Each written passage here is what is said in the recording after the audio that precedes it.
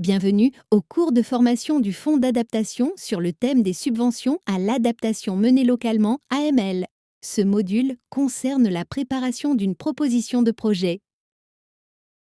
Le module comprend 4 sections. La première sert d'introduction aux subventions AML monopays, dont les aides à la formulation de projet. La deuxième porte sur l'accès aux modèles et supports. La troisième présente les différentes étapes d'une proposition. Une étude de cas et un point de synthèse concluent la formation. La formation dure 22 minutes au total. Vous pouvez l'interrompre à tout moment pour en appliquer une partie ou faire une pause et reprendre à votre convenance.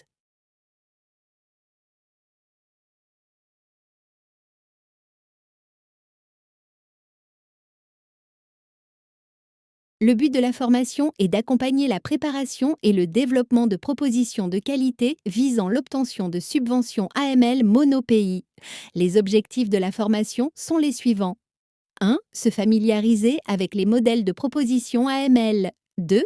Guider l'accès aux informations requises pour une proposition solide. Pour de plus amples informations sur les principes qui sous-tendent de l'AML et pour d'autres d'exemples de projets, veuillez regarder la première partie de la formation intitulée Introduction à l'AML.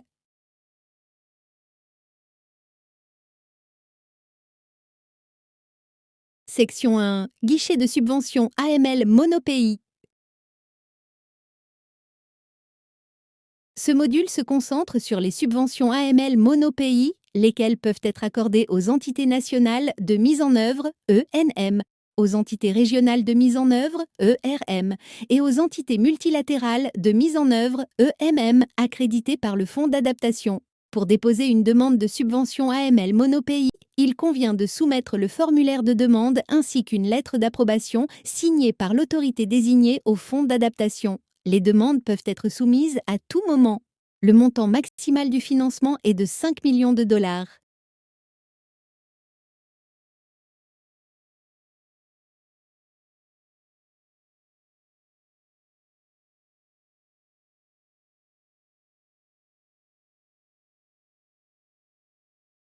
Contrairement aux projets monopays ordinaires qui ne comportent que 2 étapes, note conceptuelle et proposition complète, les projets monopays AML peuvent suivre un processus en 3 étapes, avant-projet, note conceptuelle et proposition complète, ce qui permet davantage de flexibilité dans la mise en place des phases initiales et de la participation locale. La longueur de la proposition ne doit pas dépasser 6 pages pour l'avant-projet, 50 pages pour la note conceptuelle, annexe comprise, 100 pages pour la proposition complète et 100 pages additionnelles pour les annexes. Les demandeurs peuvent choisir de suivre le processus en 2 étapes ou en 3 étapes, selon l'état de préparation de leur dossier.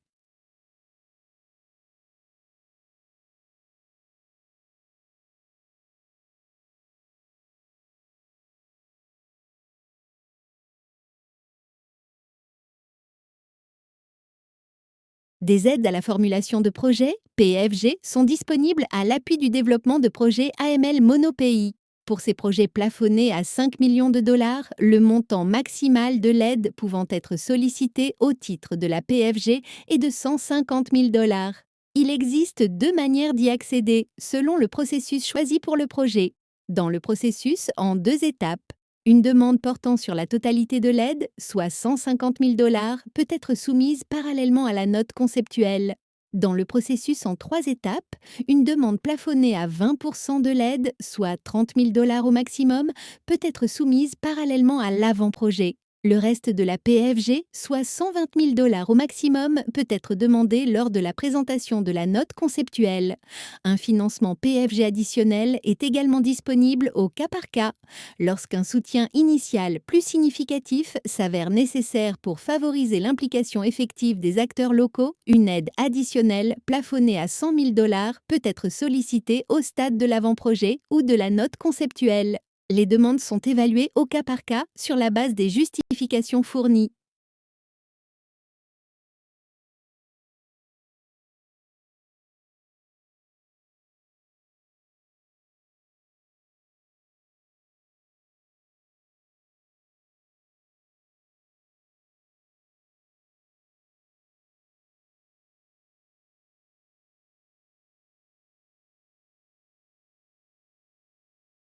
Les activités suivantes peuvent donner lieu à un soutien au titre de la PFG. Consultation et ateliers locaux, dont traduction et préparation des documents de référence. Analyse des risques environnementaux sociaux et de ceux liés au genre et élaboration des plans d'action requis. Déplacement des experts et parties prenantes nécessaires à une conception participative du projet. Processus de consentement préalable, libre et éclairé et consultation connexe. Évaluation des risques spécifiques au site et analyse tendant à leur atténuation. Analyse liées aux politiques, aux données et aux rapports coût-efficacité. Activités favorisant la dévolution de la prise de décision aux échelons locaux. Élaboration d'indicateurs de projet et de plans de suivi-évaluation. Expertise conseil pour l'élaboration de divers concepts et options de projet. Traduction de documents. Évaluation des capacités des partenaires d'exécution.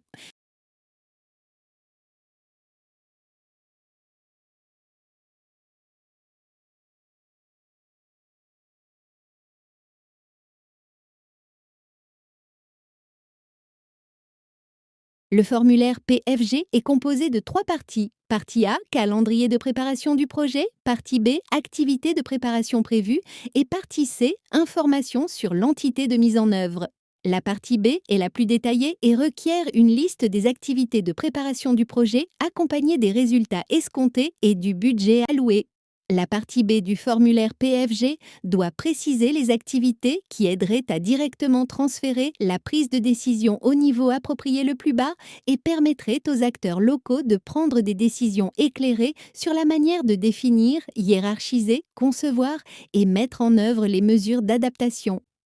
Dans la partie C, les frais des entités de mise en œuvre au titre de la GFP ne doivent pas dépasser 8,5% du montant total sollicité.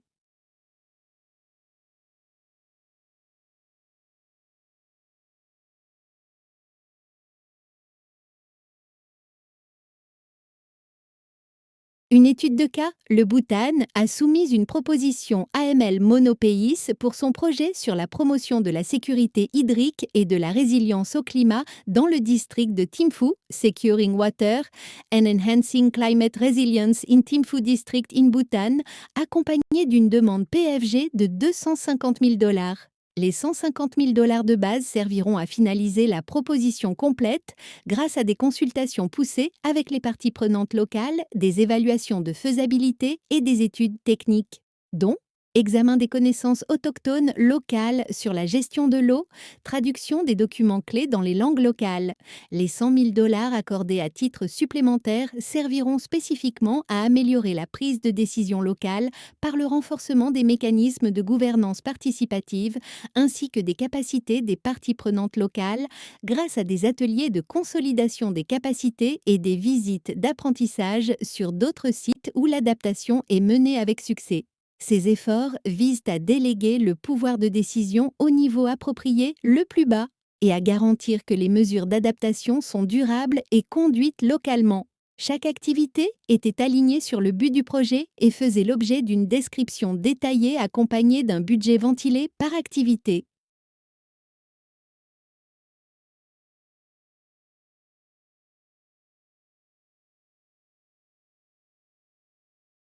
Section 2, formulaire de proposition pour subvention AML Monopays.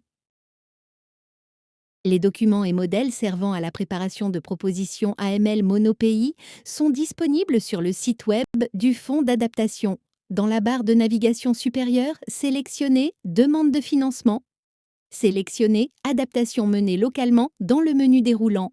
Sur la page AML, utilisez le panneau latéral pour sélectionner Subventions AML Monopays.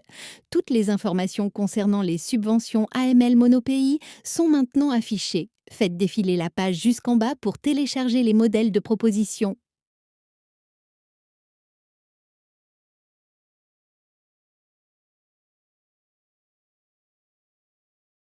Pour accéder au formulaire PFG, revenez à la barre de navigation supérieure et sélectionnez Préparation. Sélectionnez Aides à la préparation dans le menu déroulant. Sur la page Aides à la préparation, utilisez le panneau latéral pour sélectionner Aides à la formulation de projet. Toutes les informations concernant les aides à la formulation de projet sont maintenant affichées. Faites défiler la page jusqu'en bas pour accéder au support concernant les propositions de projet, dont le formulaire PFG. Section 3. Modèle servant à développer une proposition de projet. Étape 1. Avant-projet. La proposition AML pour un avant-projet comporte 4 parties. Partie 1. Information sur le projet ou programme. Partie 2. Justification du projet ou programme. Partie 3. Modalités de mise en œuvre.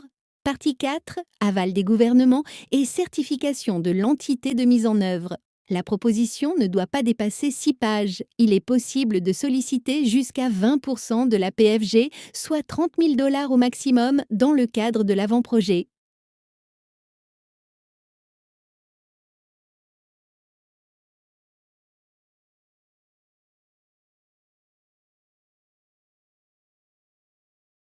Il convient d'accorder une attention particulière à la partie 3 du formulaire d'avant-projet, dans laquelle il est nécessaire d'expliciter les mécanismes qui assureront l'accès direct des communautés locales au financement, les actions qui contribueront à renforcer durablement les compétences locales, le processus consultatif prévu pour la préparation du projet, l'accent devant être placé sur la participation des groupes vulnérables en tenant compte de la dimension de genre.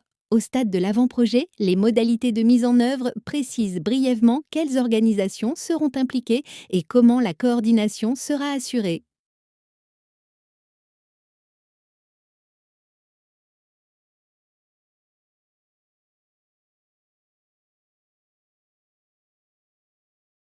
Étape 2. Note conceptuelle. La proposition AML pour une note conceptuelle comporte 3 parties. Partie 1. Information sur le projet ou programme. Partie 2. Justification du projet ou programme. Axe AML sous A, B, D, E, F, G, H et J. Partie 4. Aval des gouvernements et certification de l'entité de mise en œuvre. La longueur de la proposition ne doit pas dépasser 50 pages, annexes comprises. Une demande portant sur la totalité de l'aide, soit 150 000 $, peut être soumise parallèlement à la note conceptuelle, ou une demande portant sur le solde jusqu'à 120 000 $ si une PFG a déjà été perçue dans le cadre de l'avant-projet. Un financement supplémentaire au titre de la PFG peut également être sollicité lors de la présentation de la note conceptuelle. L'octroi sera décidé au cas par cas.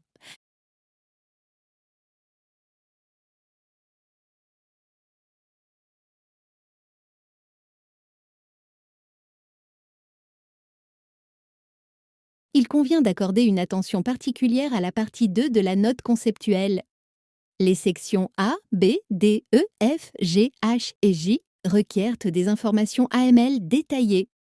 A. Préciser comment le projet ou programme permet de déléguer la prise de décision au niveau approprié le plus bas et donne aux institutions et communautés locales un accès plus direct au financement et au pouvoir de décision. B. Préciser comment le projet ou programme combat les inégalités structurelles auxquelles sont confrontées les femmes, les jeunes, les enfants, les personnes handicapées, les personnes déplacées, les populations autochtones et les groupes ethniques marginalisés. D. Outre les plans nationaux, décrivez comment le projet ou programme est également aligné sur les stratégies et plans infranationaux et locaux. E. Décrivez comment le projet ou programme soutiendra les acteurs locaux et renforcera leur capacité à adhérer aux normes. F. Décrivez que le projet ou programme assurera la coordination des différents sous-projets, initiatives et petites subventions au service d'un objectif commun et renforcera la collaboration entre les secteurs. G. Décrivez comment la composante apprentissage et gestion des connaissances contribue au renforcement des compétences locales et à leur ancrage institutionnel. Offrez des détails précis sur la gestion du savoir traditionnel et ou autochtone. H. Fournissez des détails sur la manière dont le processus consultatif a abordé et traité les inégalités de genre et les inégalités économiques, entre autres, et a encouragé les personnes vulnérables et marginalisées à véritablement participer aux décisions sur l'adaptation et à les guider. J. Décrivez comment le projet ou programme soutient le développement à long terme des processus de gouvernance locale et renforce la capacité des institutions locales et comment il garantit que les communautés puissent assurer une mise en œuvre efficace des mesures d'adaptation à long terme sans dépendre du financement par les donateurs d'un projet spécifique.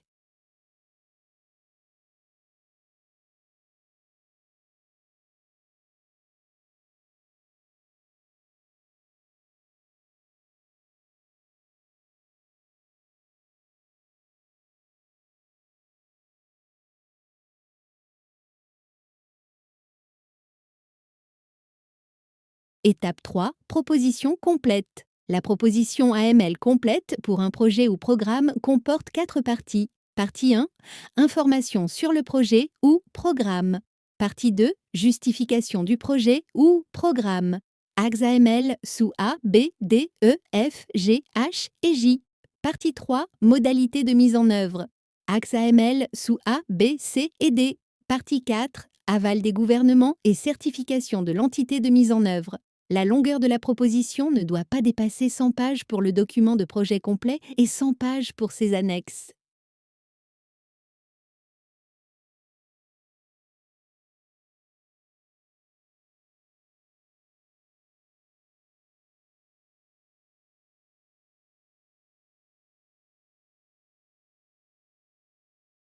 Les considérations AML clés doivent être mises en exergue dans les parties 2 et 3 de la proposition. À la partie 2, les sections A, B, D, E, F, G, H et J requièrent l'apport d'informations AML détaillées.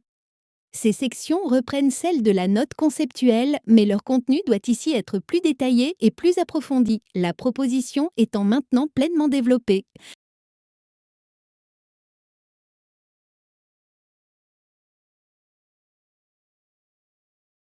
À la partie 3 également, les sections A, B, C et D requièrent tout l'apport d'informations AML détaillées. A. Décrivez comment les modalités de mise en œuvre permettent aux institutions et communautés locales d'avoir un accès plus direct au financement ainsi qu'un pouvoir de décision sur la manière dont les mesures d'adaptation sont définies, hiérarchisées, conçues et mises en œuvre.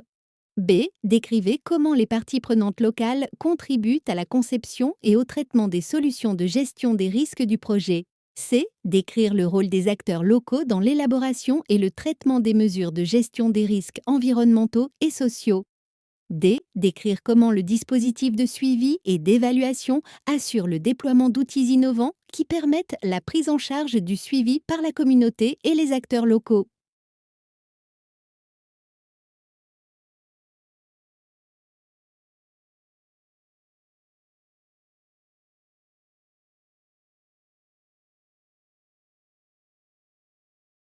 Section 4. Étude de cas et synthèse. Étude de cas, élaboration d'une proposition de projet par le Rwanda. En 2022, le ministère rwandais de l'Environnement a proposé avec succès le projet Fonds d'adaptation infranational du Rwanda, accès direct amélioré. Le projet AML cible expressément les populations rurales vulnérables, dont les petits exploitants agricoles, en soutenant les coopératives, les OSC et les institutions locales qui les desservent. Voici certains des éléments clés. D'évolution de la prise de décision et du financement au niveau local, développement des capacités institutionnelles locales et prise en compte systématique des priorités locales. L'attribution des subventions au titre du projet est subordonnée à l'implantation locale, à la compétence fiduciaire et à l'inclusivité afin de garantir que les interventions profitent aux groupes marginalisés sans leur imposer une charge excessive.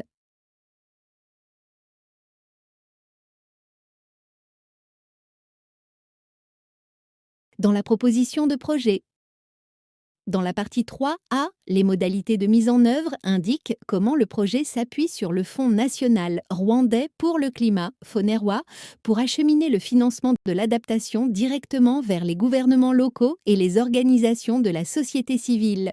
Dans la partie 2, les sections A, B, D, G et H décrivent comment la proposition comprend un soutien structuré pour aider les organisations locales à conceptualiser, concrétiser et rendre compte des projets d'adaptation. L'équipe de gestion du fonds Fonerwa fournit des formations, des conseils en matière de sauvegarde et un soutien à la gestion financière.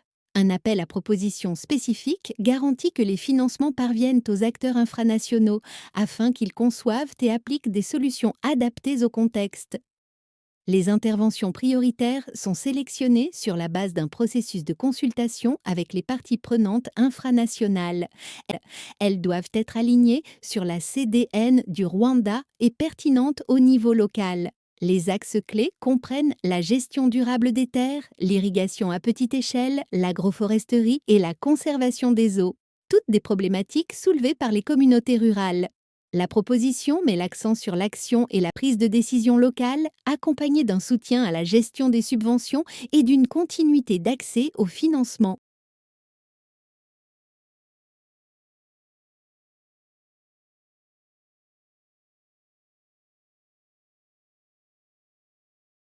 Proposition de projet, récapitulatif. Lors de l'élaboration d'une proposition de projet AML, il convient de veiller à partie 1, décrire succinctement la proposition AML. Partie 2, s'assurer que le modèle AML est clair et idéalement aligné sur les besoins d'adaptation des communautés, ainsi que sur le but et les objectifs du projet. Partie 3, décrire clairement le modèle de financement qui assurera l'acheminement direct des fonds vers les communautés les plus vulnérables et indiquer de quel soutien elles bénéficieront dans le développement continu de leurs capacités. Partie 4, inclure l'aval des gouvernements et la certification de l'entité de mise en œuvre.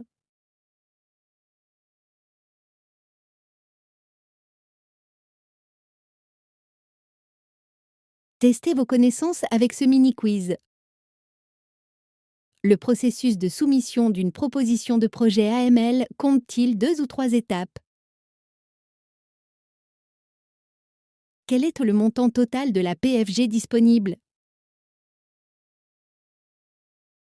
La consultation auprès des communautés est-elle une part importante du processus menant à une proposition de projet AML? Voici les réponses, les aviez-vous trouvées?